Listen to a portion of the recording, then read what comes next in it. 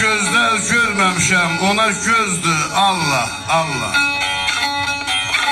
Qar əllərin hərarəti oddur, gözdür Allah, Allah. Gileyliyəm yaradından, üşüd mələk qanadından, o gözlərin inadından özüm bezdin Allah, Allah.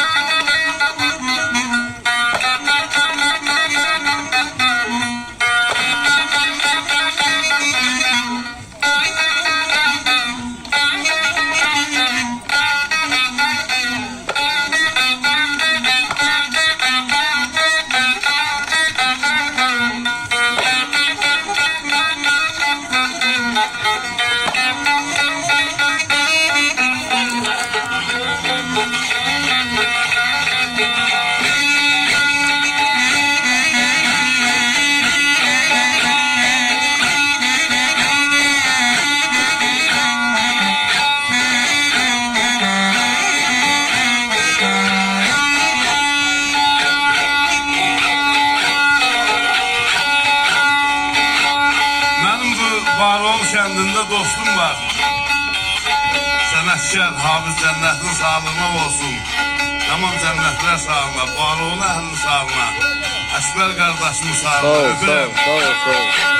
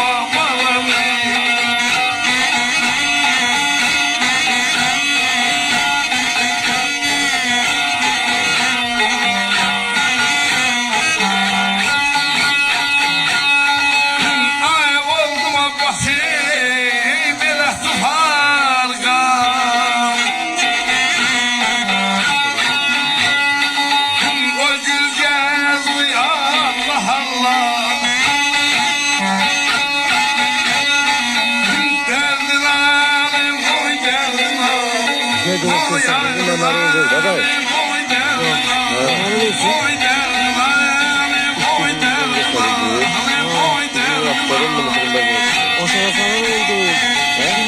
1 milyonla gelir mi yana? Sonra yapayım. Doğru. Bakalım 1 milyonla gelir mi? Eski gelir mi? Ha? Neymiş bakalım da hasret abi bu yana.